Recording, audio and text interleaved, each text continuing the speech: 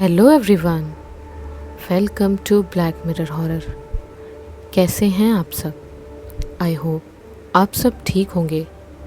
आज मैं आप सभी के लिए कुछ बेहद खौफनाक कहानियाँ लेकर आई हूँ, जिसमें से एक जिन की कहानी है। जैसा आप सभी ने रिक्वेस्ट की थी कि आप सभी जिन की कहानी सुनना चाहते थे, तो इसीलिए मैं आप सभी के लिए एक जिन की कहानी लेकर आई हूँ और उम्मीद करती हूँ कि ये कहानी आपको पसंद आएगी। कहानी पसंद आए तो इस वीडियो को लाइक और चैनल को सब्सक्राइब ज़रूर कीजिएगा और साथ ही इन वीडियोस को ज़्यादा से ज़्यादा शेयर कीजिए, ताकि बाकी लोग भी इन कहानियों को सुन सके और आप ही की तरह उसे एंजॉय कर सके। तो चलिए ज़्यादा देर ना करते हुए हम बढ़ते हैं हमारी आज की कहानियों की ओर। हमारी पहली कहानी का नाम है जिन का सौदा। सन 1980 वो 5 लोगों का परिवार था। उनमें माँ, बेटे और उन दोनों की पत्नी भी शामिल थी। वो कुछ दिनों से अपने लिए एक नए घर की तलाश कर रहे थे। वो इसीलिए क्योंकि इस शहर में उनका नया नया आना हुआ था और यहीं वो बसने वाले थे और एक घर की तलाश कर रहे थे। कई घर उन्हें पसंद आते, लेकिन घर की कीमत जानकर वो पीछे हट जाते, क्योंकि वो उनके बजट के बाहर जो होता था। कुछ दिन बाद वो लोग एक लखीम मोहल्ला में पहुँचे। वहाँ पर उन्हें एक काफ़ी पुराना घर था जो कि उन्हें सस्ते दाम में मिल गया था। वो घर एक हवेली नुमा घर था। दिखने में काफ़ी बड़ा था और उसके अंदर 6 कमरे भी थे। वो घर करीब करीब 50 से 60 वर्ष पुराना लग रहा था। इतनी कम कीमत में इतना आलीशान घर भला कौन छोड़ना चाहता है। उन लोगों को अपने पसंद का घर भी मिल गया और वो सभी 5 लोग उस घर में रहने के लिए आ गए। घर काफ़ी धूल भरा था, जैसे काफ़ी सालों से बंद पड़ा हुआ हो। उस घर की देखरेख भी नहीं हुई थी। यहाँ तक कि घर के अंदर सारे सामान भी मौजूद थे जो कभी उपयोग नहीं किए गए। वो लोगों को घर के साथ साथ सामान भी मिल गया था। इससे ज़्यादा उन्हें और क्या चाहिए था। धीरे धीरे दोनों बहुओं ने मिलकर घर की साफ़ सफाई करनी शुरू की। घर काफ़ी बड़ा था, इसीलिए उनकी सास ने मिलकर भी घर की साफ़ सफाई करने में मदद की और जो दोनों पुरुष थे वो भी उनकी मदद करने लगे।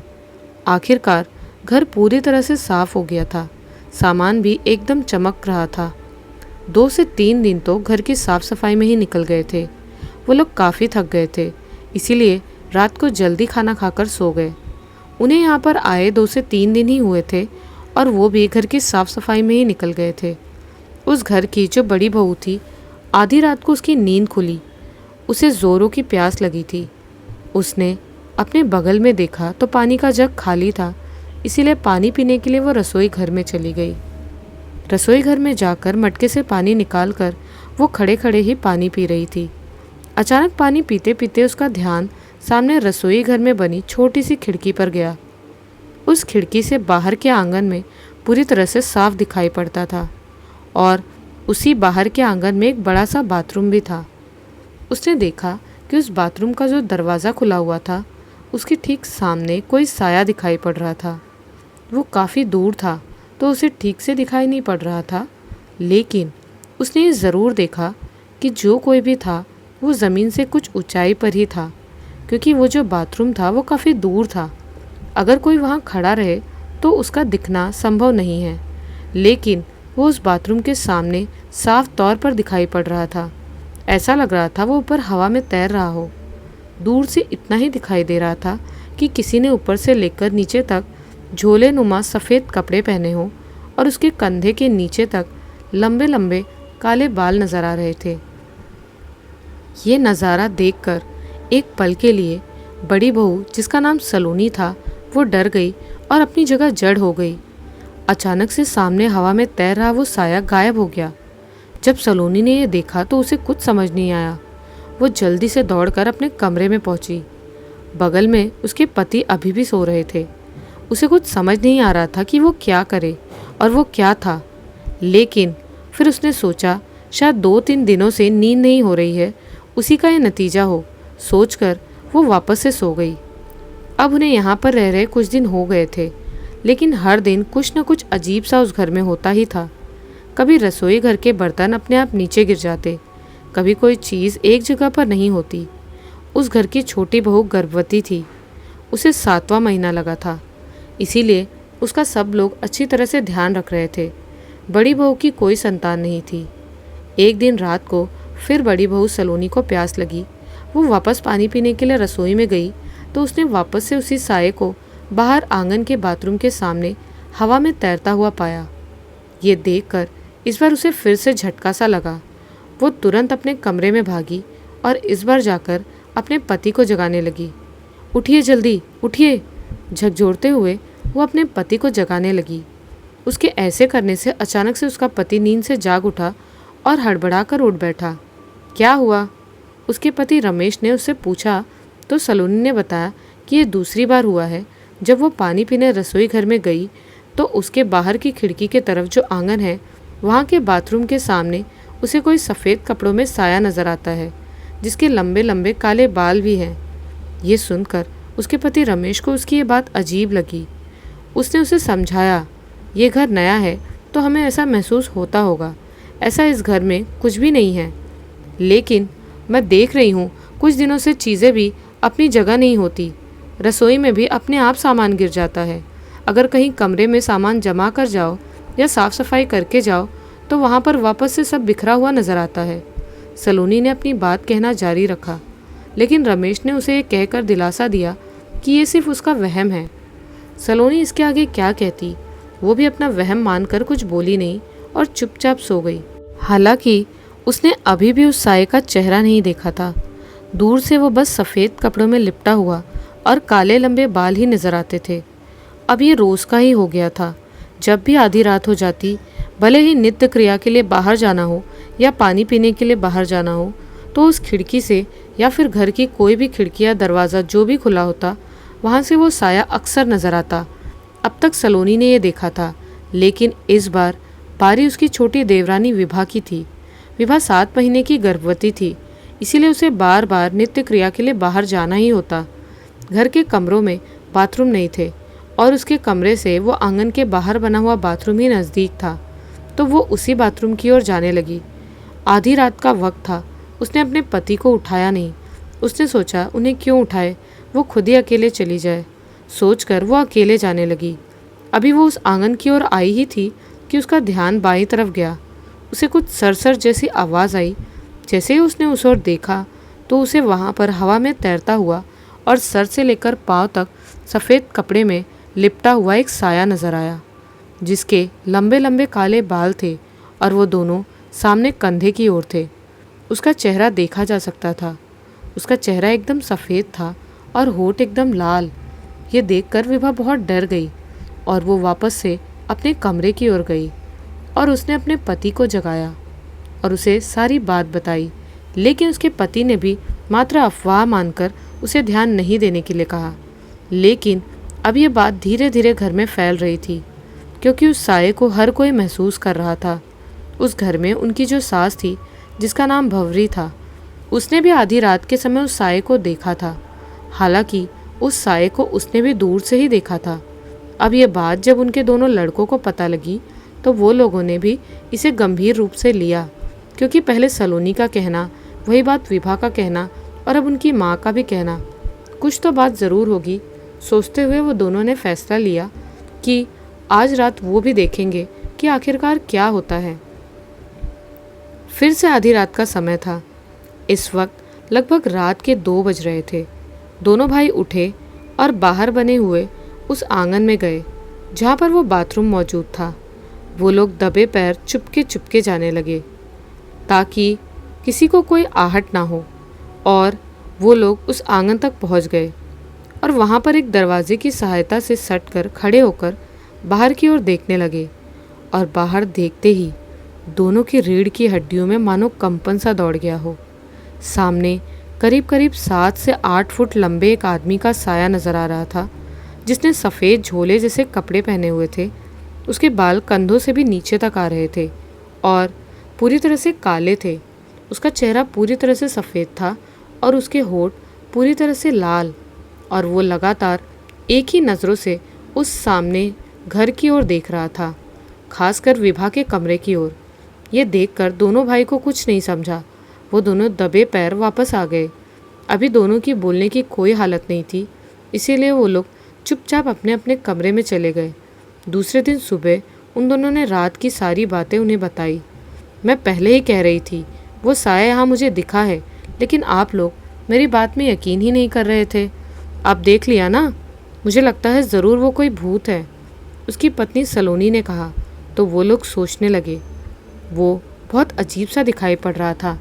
इंसान तो वो कतई नहीं था, और भूत, लेकिन वो बहुत ही अजीब सा दिखाई दे रहा था। काले लंबे से बाल, सफ़ेद झोला, सफ़ेद चेहरा, उन्हें कुछ समझ नहीं आ रहा था। और सबसे डराने वाली बात ये कि उसके चेहरे में एक बड़ी सी मुस्कुराहट हमेशा होती थी। ये देखकर उसके रोंगटे खड़े हो जाएं। लेकिन वो लोग शहर में नए थे और उन्हें घर की सख्त ज़रूरत थी। उन लोगों ने मिलकर ये तय किया कि अभी तक वो साया सभी को दिखाई दिया, लेकिन उसने अभी तक किसी का नुकसान नहीं किया है, तो वो आगे भी नहीं करेगा। इसलिए हमें इसी घर में रहना चाहिए, उसके दोनों बेटों ने कहा।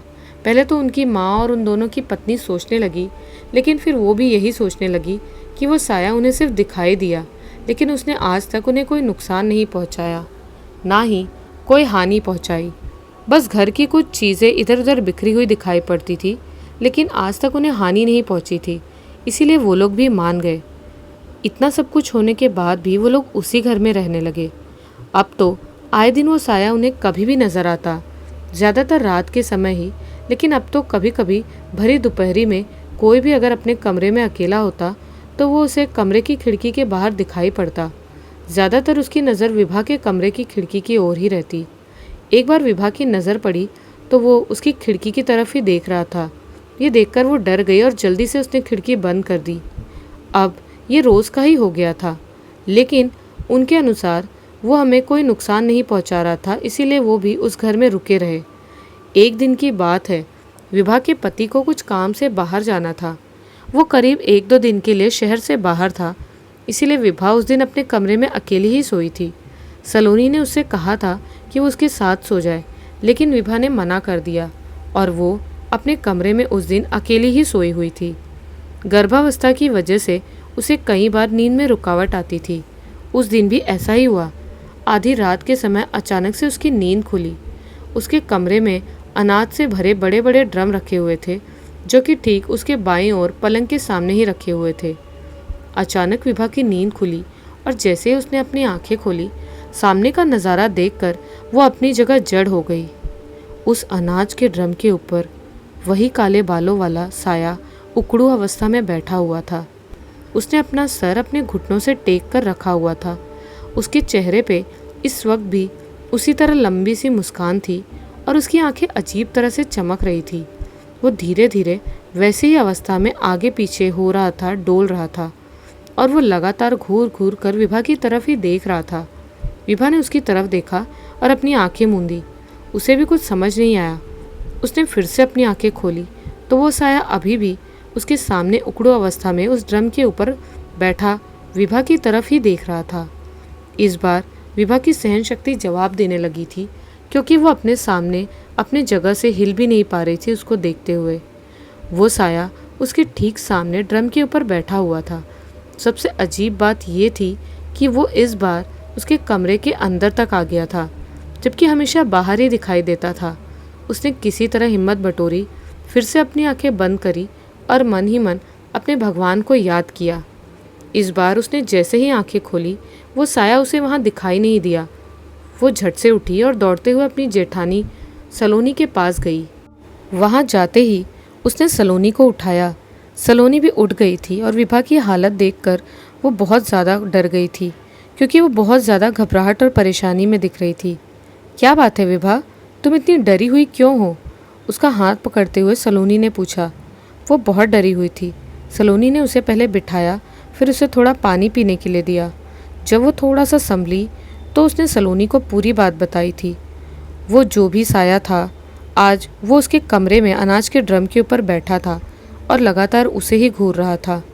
उसके चेहरे में बहुत बड़ी मुस्कुराहट थी, लेकिन वो बहुत ही भयानक दिख रहा था। उसका सफ़ेद चेहरा और उसके लाल होठों से भरी हुई मुस्कुराहट बहुत अजीब दिखाई दे रही थी, और वो जिस तरह से बैठा हुआ था वो देखकर बहुत डर लग रहा था। उसने सारी बातें सलोनी को बताई।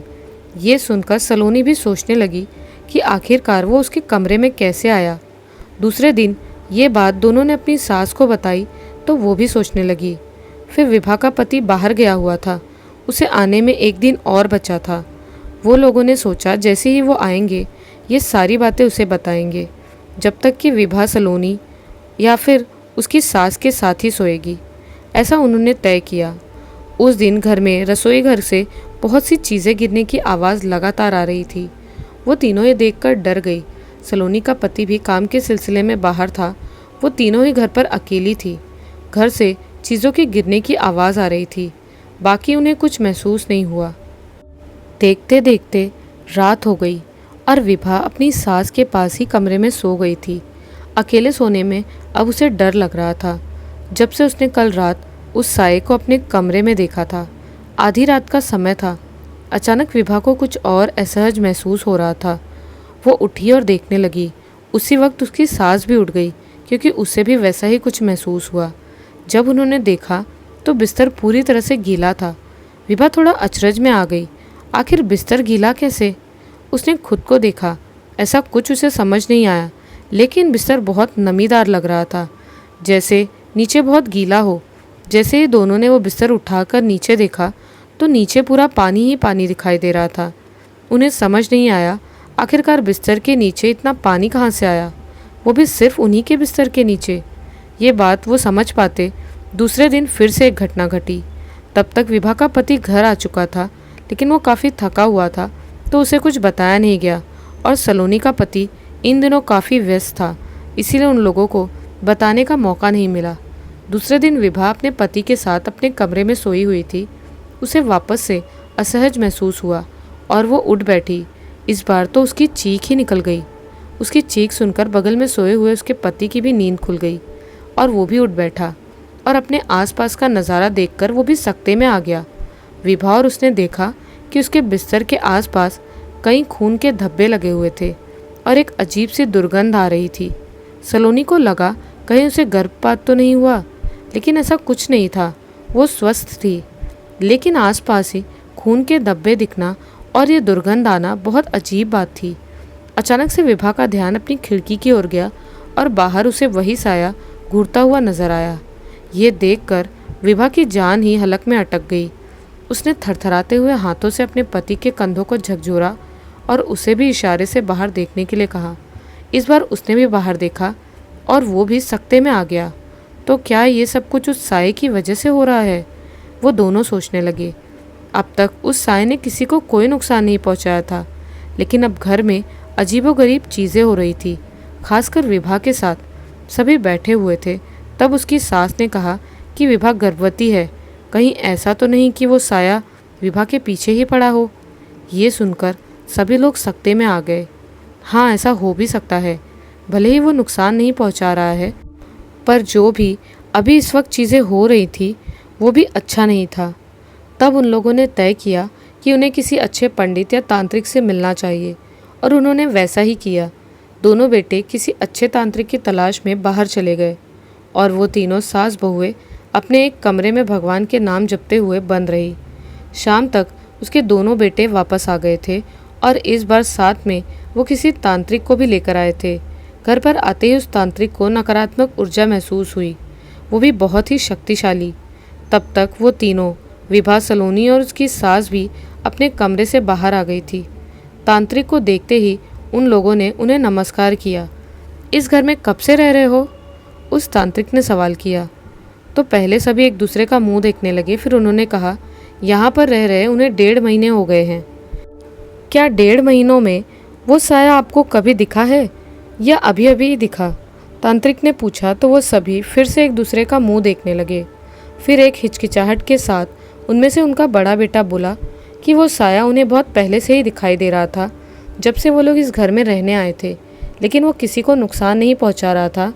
वो सोचकर वो लोग भी इस घर में रहने लगे, क्योंकि उन्हें दूसरा घर मिल नहीं रहा था और ये घर उन्हें कम कीमत में मिला था।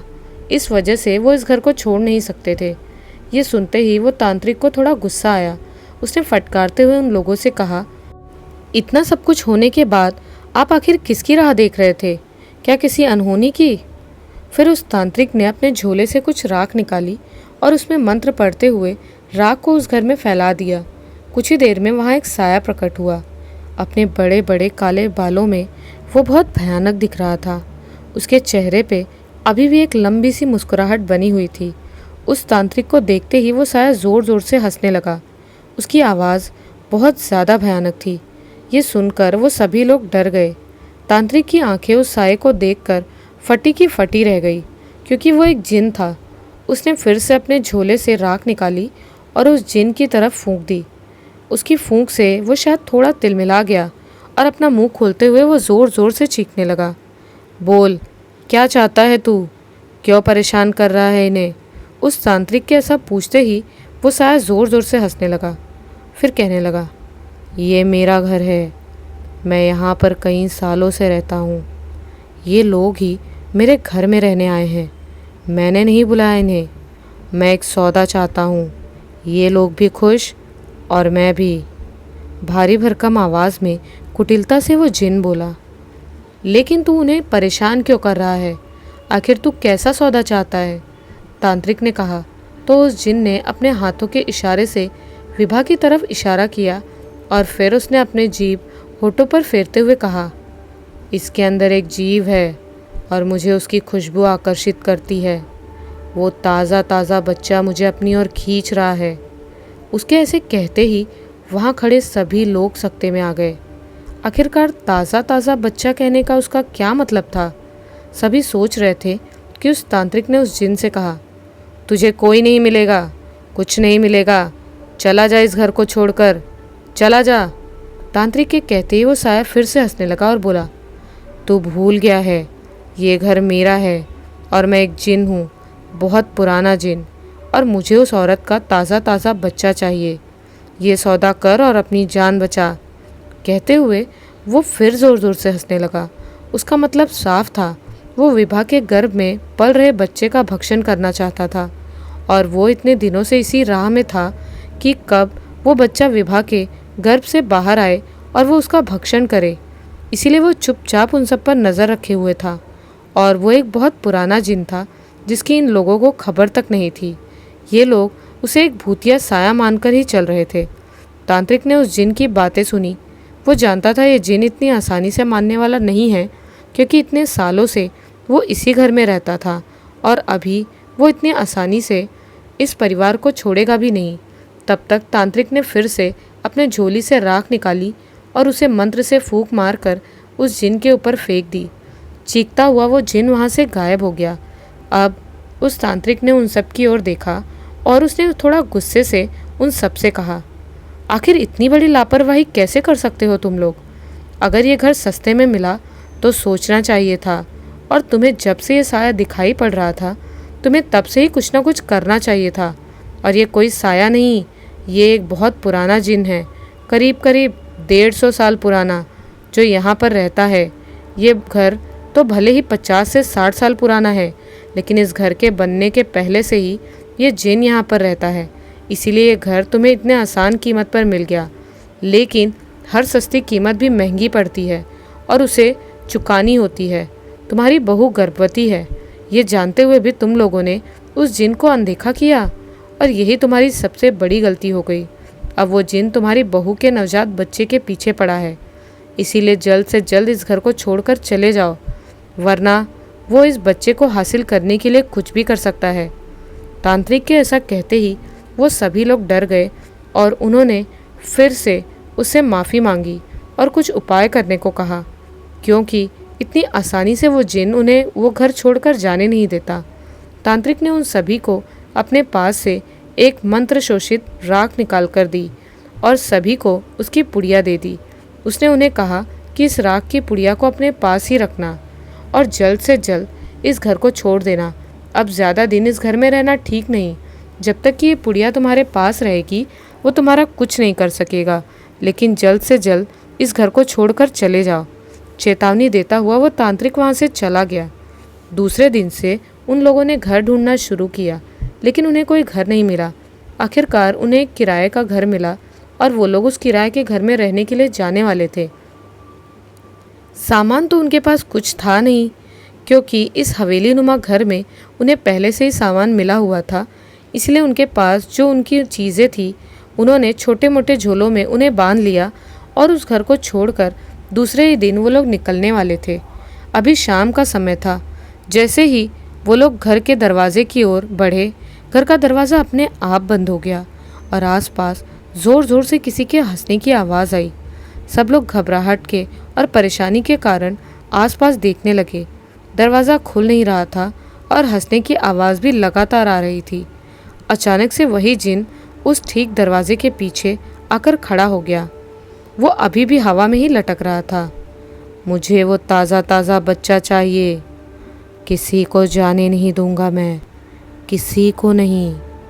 कर्कश आवाज़ में उसने बहुत ही भयानक हंसी हंसते हुए कहा।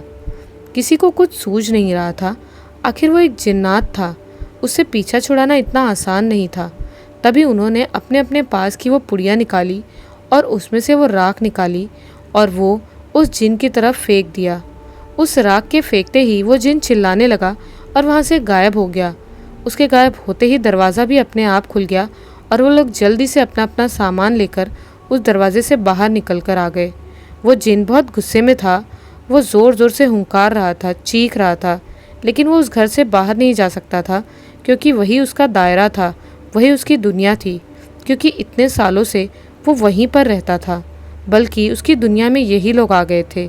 इसीलिए उसे अपने मन मुराद मिलने वाली थी। लेकिन सही वक्त पर उन लोगों ने फैसला किया और सभी ने अपनी अपनी जान बचाई।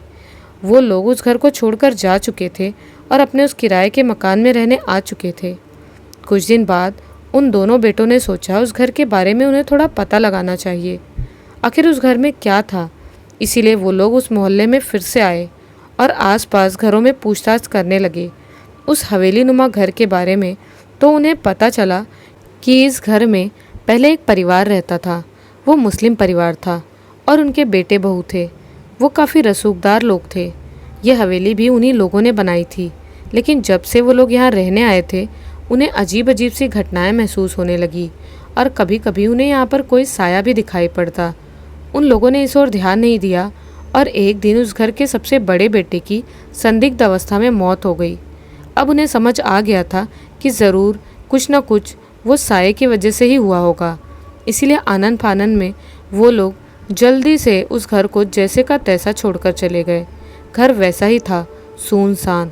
सामान छोड़कर, अपनी ज़रूरत का सामान लेकर वो लोग इस घर को हमेशा के लिए छोड़कर चले गए।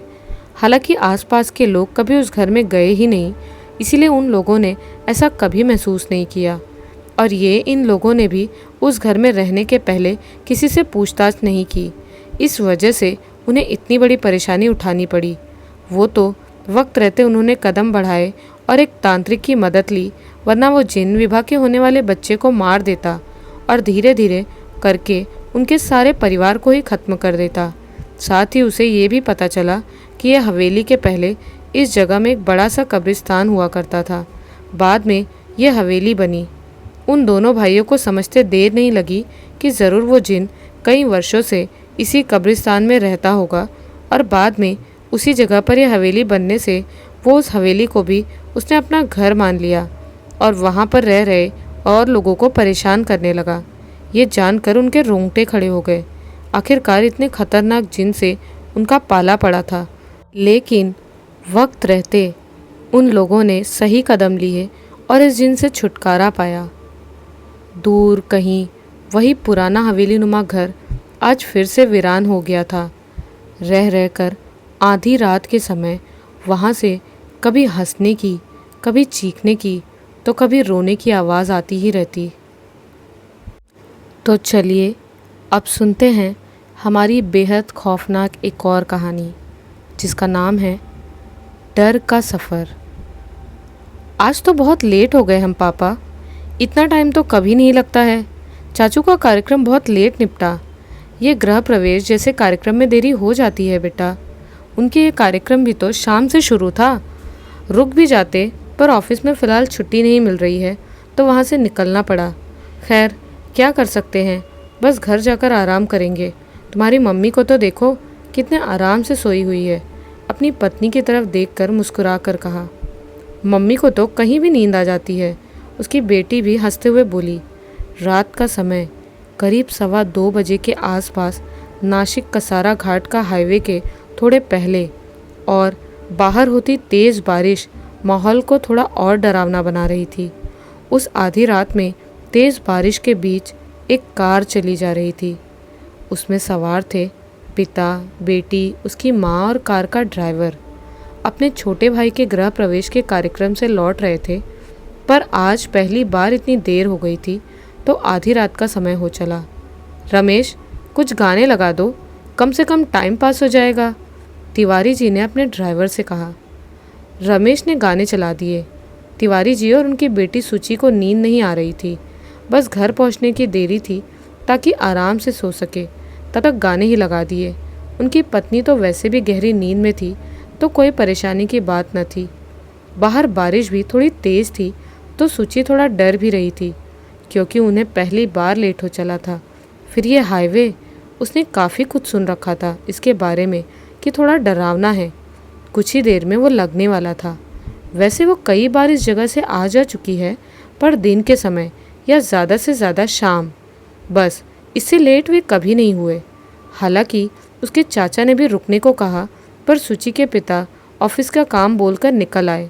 उन्हें ऐसी बातों में विश्वास नहीं था, सूची को भी नहीं था, पर आज थोड़ा डर लग रहा था। एक तो बारिश का मौसम, ऊपर से ये हाईवे बहुत डरावना लग रहा था। और फिलहाल उनकी ही कार थी जो उस रास्ते में थी, बाकी इक्का दुक्का वाहन ही उसे दिखे। आधी रात को वैसे भी वहाँ पर वाहनों का आवागमन कम ही होता है, इसीलिए वो थोड़ा डर रही थी कि उनकी कार भी बस अकेले ही मार्ग पर चल रही थी। बेटी को परेशान देखकर उसके पिता ने पूछा कि कोई परेशानी है क्या, तो उसने ना में सिर हिलाया। हालांकि डर तो अब भी रही थी। थोड़ी ही देर में घाट लगने वाला था, तो ड्राइवर ने कहा, साहब अभी घाट लगने वाला है, बस तब तक थोड़ा शांत रहे, बस हो सके तो थोड़ा आंखें बंद करके लेट जाइए, पर बाहर बिल्कुल मत देखना जब तक ये घाट ख़त्म नहीं हो जाता। क्यों? तिवारी जी ने कहा। साहब, यहाँ पर कई एक्सीडेंट होते हैं, तो कईयों की अतृप्त आत्माएं रात के समय भटकती हैं। हम ड्राइवर लोगों का ये रोज़ का ही काम है, तो हम अपनी सुरक्षा के साथ ध्यान भी रखते हैं। वो बोल ही रहा था कि तिवारी जी बात काटते हुए थोड़ा नाराज़ होते हुए बोले, फालतू की बातें मत करो। एक तो सूची साथ है, ऐसी बातें करके उसे और ना डराओ। मैडम तो सो रही है, पर अभी हम तो जगे हैं ना। एक तो रात है और ऐसी बातें करोगे तो डर जाएगी ये। कहते हुए वो सूची की ओर देखे, जो डरी हुई लग रही थी। पापा, सुना तो मैंने भी है। चुप रहो बेटा, ऐसा कुछ नहीं है, तुम इन फालतू की बातों पर ध्यान ना दो। बोलते हुए उन्होंने उसे अपने कंधे से सटा लिया। चलते हुए उन्हें कुछ देर लगी कि तभी ड्राइवर ने गाने भी बंद कर दिए। अब तो सूची के पापा थोड़े गुस्से से बोले, अब ये क्यों बंद किया? अभी घाट लग रहा है, बस थोड़ी देर के लिए साहब। सूची के पिता आगे कुछ बोल पाते, तभी सूची ने उन्हें रोक लिया और इशारे में चुप रहने के लिए कहा। पापा, बस थोड़ी देर की ही तो बात है, प्लीज़, सूची ने कहा, तो उन्होंने भी हामी में सहमति दी। अब वो घाट लग चुका था और वो आगे भी निकल आए थे। एक तो काली अंधेरी रात, जिस पर घाट बहुत ही डरावना लग रहा था, और तेज़ बारिश की आवाज़ सिहरन सी पैदा कर रही थी। दूर दूर तक बस अंधेरा ही अंधेरा था, सिर्फ गाड़ी की हेडलाइट तक ही दिख पा रही थी। घाट के दोनों तरफ घुप अंधेरा था, जिसमें दूर दूर के शहरों के भाग नज़र आ रहे थे, और दिखने के नाम पर बस छोटी छोटी बल्बों की लड़ियों के समान लग रहे थे। कार में भी शांति छाई हुई थी। सूची ने अपना मोबाइल निकाल लिया और उसमें गेम खेलने लगी। उसकी कोशिश थी कि वो बाहर ध्यान ही ना दे। अभी गाड़ी चल ही रही थी कि दूर सड़क के बीचों बीच उन्हें कोई बैठा नजर आया। सूची के पापा ने देखा, पर वो कुछ समझ ही नहीं पा रहे थे। वो मन ही मन सोच रहे थे कि भला इतनी रात को बीच सड़क पर कौन बैठा हो सकता है। इसी उधेड़-बुन में उनका हाथ सूची से जा टकराया, तो सूची ने अपना सिर उठाते हुए देखा, तो पापा को सामने परेशान सा देख वो भी सामने देखने लगी। अब कार जैसे जैसे नज़दीक पहुंच रही थी, वो आकृति थोड़ी थोड़ी साफ नज़र आने लगी, और फिर वो बहुत ही साफ दिखने लगी, जिसे देखकर दोनों का दिल धक सा हो गया। उन्होंने देखा कि ठीक सामने कोई रहस्यमय औरत बैठी हुई थी, जिसने आदिवासियों की तरह घुटनों तक लाल रंग की साड़ी पहन रखी थी। उसका रंग सांवला था, पर चेहरे पर लाश जैसे सपाट भाव। उसके बाल घुटनों तक आ रहे थे, जो हवा में इतनी बारिश में भी लहरा रहे थे। तेज बारिश का जैसे उस पर कोई असर ही नहीं हो रहा था। वैसे सपाट भाव लिए वो बैठी थी और उसके घुटने मुड़े हुए थे, जैसे कोई कुर्सी पर बैठा हो, अपने पैरों को मोड़कर। और डरावना ये था कि वो किसी कुर्सी पर नहीं, बल्कि हवा में उस तरह बैठी हुई थी, और आंखों का रंग सुर्ख लाल। उसका चेहरा वैसे ही स्थिर सा उनकी गाड़ी की तरफ था, जिसे देखकर सुची और उसके पिता का दिल जोरों से धड़कने लगा। ड्राइवर भी डरा हुआ था। वो मन में हनुमान चालीसा का पाठ करने लगा और देखते ही देखते उसने गाड़ी चलाना जारी रखा और वो उस औरत के आर पार हो गई। अब तो दोनों पिता बेटी पसीने से नहा चुके थे। फिलहाल कुछ बोलना ठीक नहीं समझा और चेहरे पर खौफ लिए एक दूसरे को कस के पकड़े हुए थे। ड्राइवर अब भी धीमे धीमे हनुमान चालीसा का पाठ कर रहा था, तो ये देख दोनों भी खुद ब खुद मन ही मन हनुमान चालीसा का पाठ करने लगे। कुछ देर थोड़ा आगे उन्होंने देखा कि कोई आदमी अपना एक हाथ लहरा रहा है, जैसे वो गाड़ी को रुकने के लिए कह रहा हो। ड्राइवर रमेश ने अब की बार भी गाड़ी नहीं रोकी, और सबसे हैरान और डरावनी बात तब हुई जब कुछ ही दूरी पर आगे वही आदमी सड़क के बीचों बीच खड़ा था। इस बार उसकी आंखों की पुतलियाँ एकदम सफ़ेद थी और चेहरा सुर्ख सफ़ेद, जिसमें से बारिश की तेज़ धार उसके चेहरे पर लग रही थी। पर उसके भी भाव एकदम लाश जैसे सपाट, और वो हवा में ऊपर की ओर लटकते हुए लहरा रहा था। इस बार रमेश ने कुछ तेज़ी से गाड़ी चलाई, और जैसे उसने उस आत्मा को देखा ही नहीं हो। ऐसे ही खौफ में कुछ देर और बीता, फिर वो घाट भी समाप्त हो गया। अब वो मुख्य हाईवे की तरफ लगती हुई सड़क पर आ चुके थे। बारिश अब थोड़ी सी धीमी हो चुकी थी। सुची और उसके पिता का अब तक हाल बुरा हो चुका था। उन्हें तो विश्वास ही नहीं हो रहा था कि ऐसा भी कुछ इस दुनिया में मौजूद है। आज पहली बार ऐसा खौफनाक नज़ारा देखने को मिला था जो उन्हें। रमेश की बात एकदम सही साबित हुई थी। दोनों ने पहले पानी पीकर अपना गला तर किया, जो खौफ से सूख चुका था।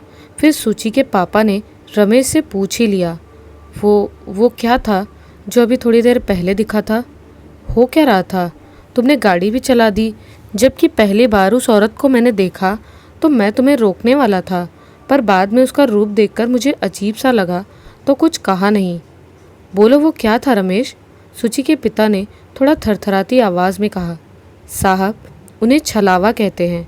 मैंने आपसे कहा था ना कि आए दिन हाईवे घाटों पर एक्सीडेंट्स होते ही रहते हैं, तो उनमें कई अतृप्त आत्माएं बन जाती हैं, जिससे कई तो छलावे का रूप धारण कर लेती हैं। ऐसे वक्त पर अगर कोई गाड़ी रोकता है तो जान पर भी बनाती है। ये छलावा हमें भ्रमित करते हैं, जिससे कि हमारा ध्यान भंग हो जाए और हम नियंत्रण खो बैठे।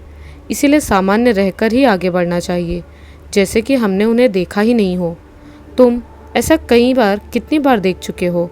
सूची के पिता ने पूछा। ड्राइवर के काम में हमें रात बेरात आना जाना पड़ता है।